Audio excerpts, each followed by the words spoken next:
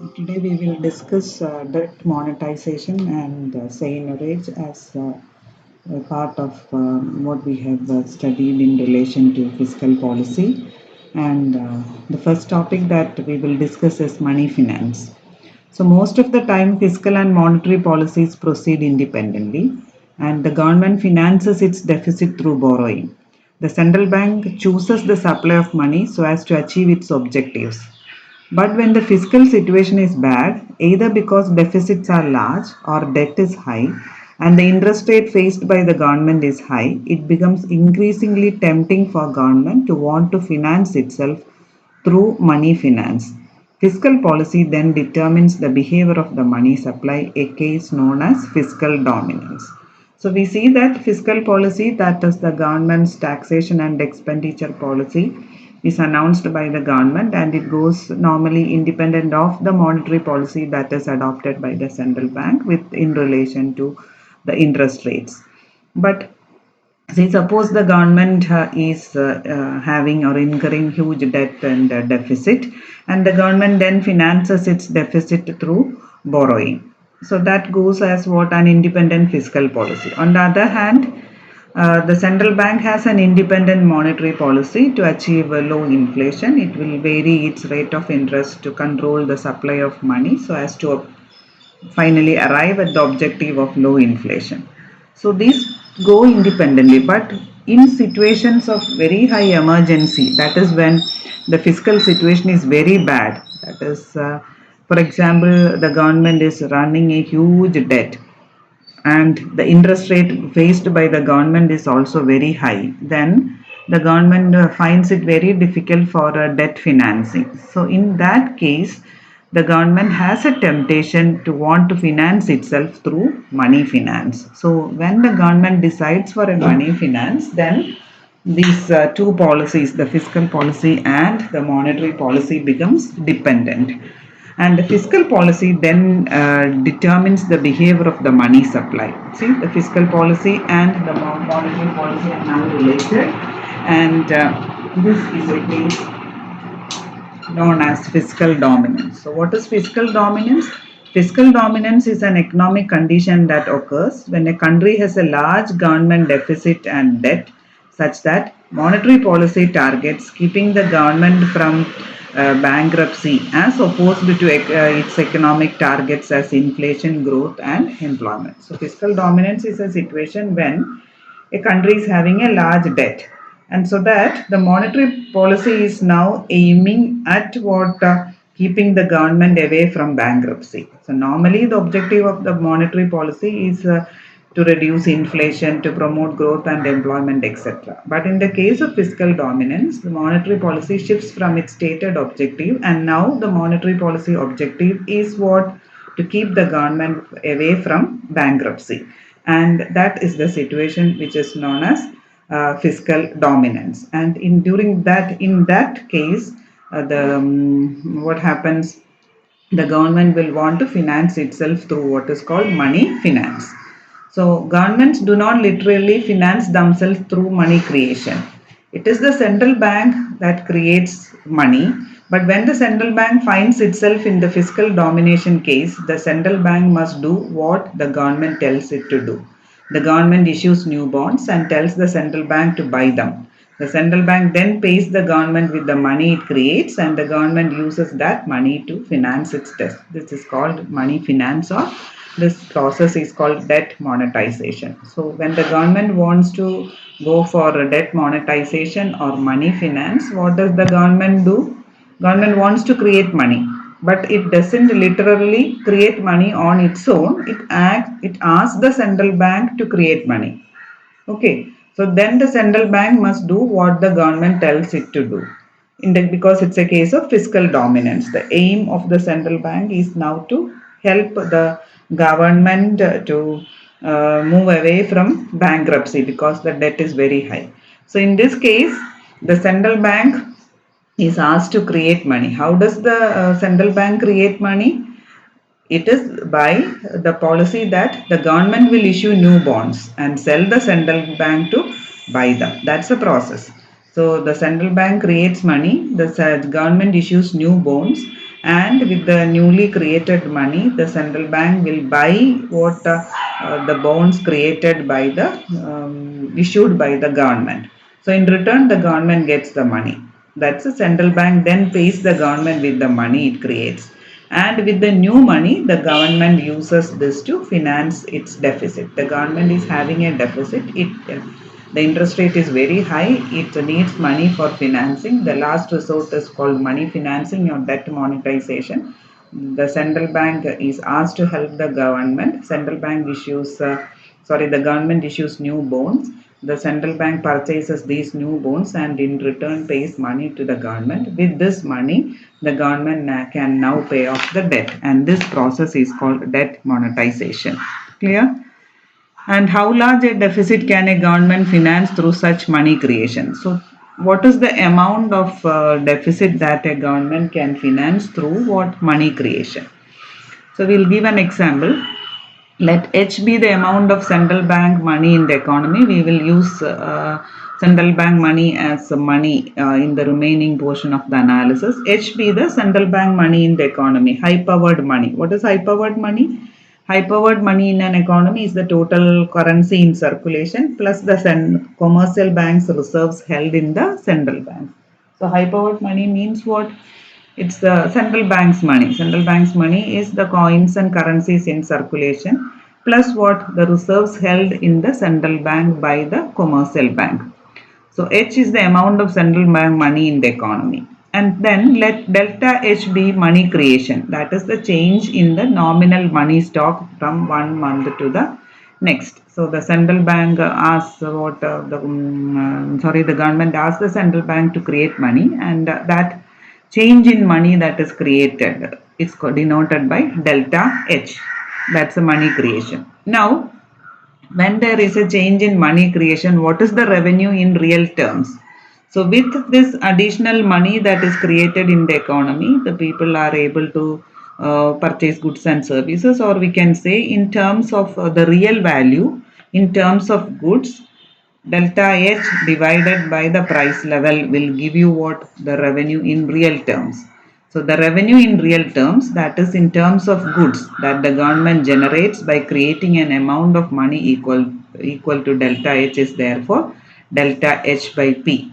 Money creation during the period divided by the price level. This revenue from money creation is called seigniorage. See, when there is a crisis in the economy, the government asks the central bank to create money to repay its deficit, and then suppose delta H is the money creation by the central bank, then delta H by P is the real revenue that is created out of this, that is in terms of goods. When you divide it by price, you get the amount of goods that you can purchase out of that. So delta H by P is the money creation during the period divided by price level, and this revenue from money creation is called seigniorage. It comes from what the term which denotes emperor. Earlier, emperor would have had the power to create money, and hence it is called the seigniorage. So we can summarize what we have just learned by writing. Seigniorage is equal to delta H by P. Seigniorage equal to money creation divided by price level. Now, to what rate nominal money growth is required to generate a given amount of seigniorage, we can rewrite as. So, seigniorage is what? Additional money created, nominal money created by price level. Now, we are looking into what is the nominal money growth that is required to give an amount of seigniorage. So, if you want a fixed level of delta H by P, or if you want to attain a level of delta H by P, by what rate the nominal money growth in an economy must be. So for that, we rewrite delta H by P as, so just divide and multiply by H so that the value remains same. You can write delta H by H into H by P. So both H can get cancelled and you can get delta H by P. So we rewrite delta H by P as delta H by H into H by P. In other words, we can think of seigniorage delta H by P as the product of rate of money growth delta H by H and the real stock of money. So when you multiply, you get delta H by H. What is that? Delta H by H is the rate of nominal money growth. Nominal money is, that is central bank money, is H, and then the change in central bank money is delta H. So delta H by H is the rate of nominal money growth. And what is H by P? It is the real money stock, high powered money divided by the price level, which is the real money stock.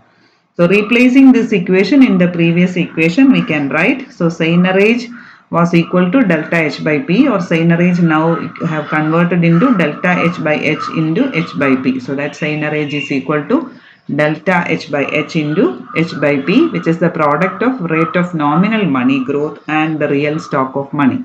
This gives us the relationship between seigniorage, the rate of nominal money growth, and the real money balances. To think about relevant magnitudes, it is convenient to take one more step and divide both sides of the equation by monthly GDP Y. Now, suppose we would like to express all this in rates of GDP, then you can divide this by what? GDP. So you get seigniorage by Y is equal to delta H by H into H by P in divided by Y. So both sides you divide by Y. And then we take a numerical example. So suppose the government is running a budget deficit equal to 10% of GDP and decides to finance it through seigniorage. So government has a current deficit of 10%. And then it feels that this deficit can be met by what? Printing money by the central bank. That's seigniorage. So then deficit by 10% of the deficit of GDP is now should create what? 10% of seigniorage or new money created by the central bank. So deficit by Y is equal to seigniorage by Y equals 10%. Now let us look at the equation, that is seigniorage is equal to, seigniorage by Y is equal to delta H by H into H by P by Y. Suppose H by P by Y in an economy is equal to 1. So what is H by P by Y? The average ratio of central bank money to monthly GDP. Okay, the stock of money, H by P, the ratio of central bank money. The stock of central bank money is given by, the real stock of central bank money is given by H by P, and then that the to what, that its value to the monthly GDP, that is Y. So H by P by Y is, so suppose you take roughly as equal to 1, and in advanced countries it's roughly equal to 1. The average ratio of central bank money to monthly GDP in advanced countries is roughly equal to 1. So we choose H by P by Y as 1, so that our earlier equation becomes seigniorage by Y is now 10% is equal to, so we have a debt of 10%, you need seigniorage or additional money creation of 10%. So 10% is equal to delta H by H into H by P by Y. Now what is H by P by Y in our example? It is 1%. So seigniorage by Y 10% will be equal to delta H by H into 1%.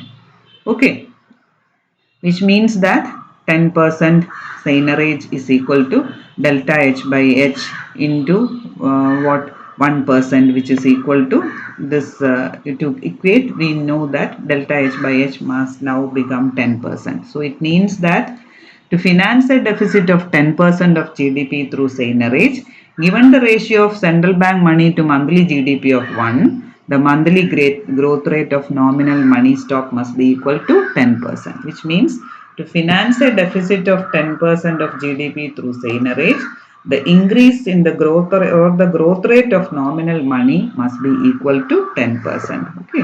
So seigniorage by Y is 10%, HP by Y is 1, H by P by Y is 1, then seigniorage by H 10% is equal to delta H by H, that must be equal to 10%.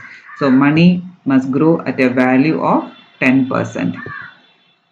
So when you say that the rate of money growth in the economy must be equal to, so every time the central bank money is growing at a rate of 10%. So this means it's very high rate of money growth.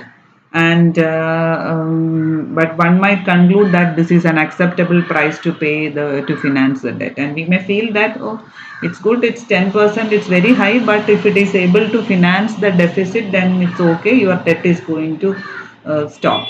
But this conclusion would be wrong. Why? As money growth increases, inflation is likely to follow. And in other words, yeah, when money growth, high powered money, because of money multiplier in the economy, money multiplier is equal to M times capital H, and when H increases, the money in circulation in the economy increases, and when money circulation in the economy increases, there will be more demand on goods and services, the price level will rise. As money growth increases, inflation is likely to follow. In other words, as government increases delta H by H, when there is an increase in delta H by H, price is going to increase. When price increases, H by P is likely to decrease.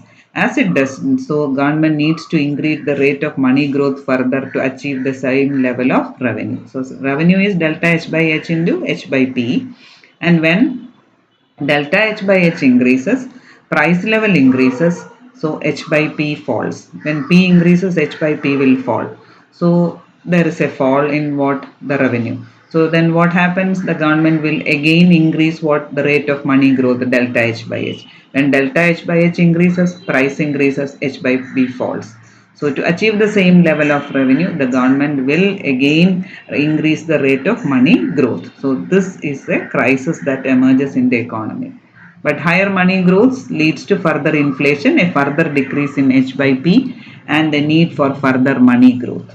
Okay, so higher money growth feeds upon greater inflation, decrease in H by P, and the need for further money growth. Soon, high inflation is likely to turn to hyperinflation. So, money growth increases, price level increases. So then there is a fall in what the revenue for the government. So what happens? That is, this falls delta H by H into H by P. The seigniorage it falls. So again the delta H by P is increased, and P increases. So P increases, P increases, P increases. High inflation is likely to turn to hyperinflation, the term that economists use for very high inflation. Typically, inflation in excess of 30% per month is termed as what? Hyperinflation. This scenario has been replayed many times in the past, hyperinflation. Hyperinflation that existed in post World War I Germany. In 1931, the value of all currency circulating in Germany was 6 billion marks. 10 years later, 6 billion marks was barely enough to buy a 1 kilo loaf of bread in Berlin. Okay, the value of money was falling.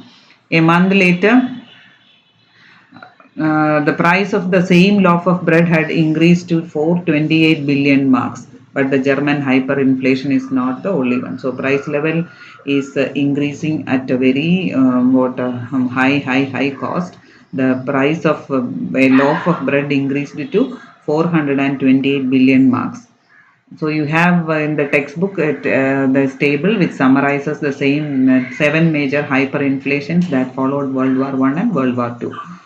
Yeah, there are a number of common features for this hyperinflation. They were all short but intense, with money growth and inflation running at 50% per month or more. Increase in price levels were staggering. The largest price increase actually occurred not in Germany but in Hungary after World War II. What cost one Hungarian peso? That Hungarian currency in August 1945 cost 3800 trillions of the currency less than a year later. Suppose you purchase one tea with 1 rupee. 6 months later, you are using 3800 trillions of rupee to purchase one cup of tea. So imagine the situation of hyperinflation that was going on there. So inflation rates of that magnitude have not been seen since the 1940s, but many countries have experienced very high inflation as a result of money finance. Money finance means printing of currency. Printing of currency increases what? Inflation, erodes the value of money. So government goes on printing more money. Inflation increases the process. So monthly inflation ran about 20% in many Latin American countries in the late 1980s. The most recent example of very high inflation is Zimbabwe, where in 2008 money inflation reached 500 times before a stabilization program was adopted in early 2009. It will come as no surprise that hyperinflations have enormous economic costs. The transaction system works less and less well. One famous example of inefficient exchange occurred in Germany at the end of its hyperinflation. People actually had to use wheelbarrows to cart around huge amounts of currency they need for their daily transactions. Price signals become less and less useful because there is a joke which says that it is during, I think it was in Israel during the period of hyperinflation, it is good to go by a car than to go by a bus, because in the bus you pay the ticket in the beginning, and then it's after some time that you get out of the bus. Whereas in the taxi, it is good that you will pay the taxi only at the end of your travel. That's from the beginning of the travel to the end of the travel, the value of money must have fallen several times. Okay, so the price signals become less and less useful because prices change so often. It's difficult for consumers and producers to assess the relative prices of goods to make informed decisions. The evidence shows that the higher the rate of inflation, the higher the variation in relative prices of different goods. Thus, the price system, which is crucial to the functioning of the market economy, becomes less and less efficient. Swings in inflation rate becomes larger.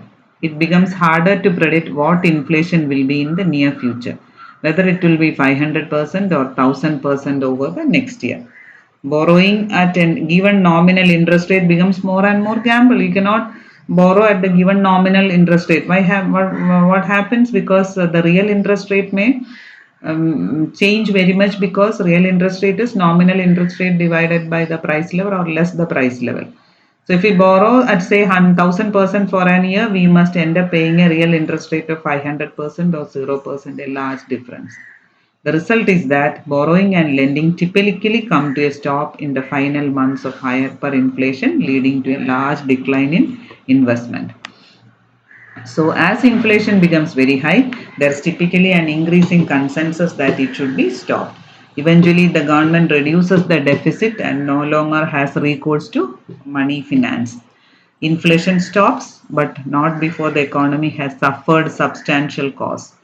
How likely is such a scenario to play again in the future? Much depends on the relationship between government and the central bank. To the extent that central bank have become more independent, the danger is lower than in the past, but it cannot be included.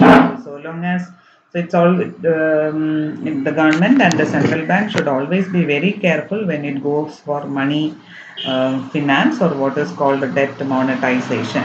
So printing of money to solve the problem of debt or deficit is not a very easy, or it's not always a very helpful task, because along with the printing money, what happens, the nominal money supply in the economy, money growth rate increases. When money growth rate increases, inflation also increases.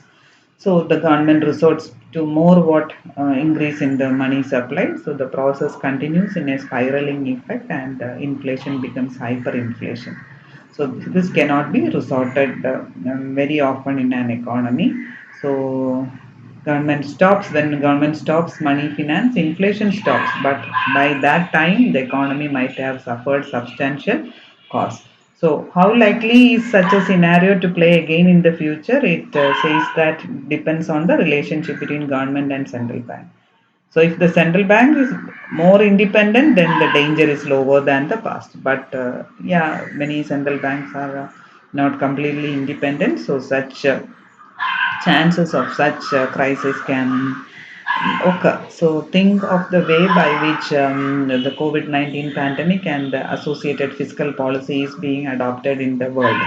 Whether this deficit financing, that is increase in expenditure over taxes, whether what is the way by which this is financed. Is it by borrowing from the market, or whether debt is increasing, or whether any governments have resorted to money finance or debt monetization? And if so, what is happening? So let us see and look into the world outside to understand this concept of deficit financing, then debt and debt monetization. Okay, thank you.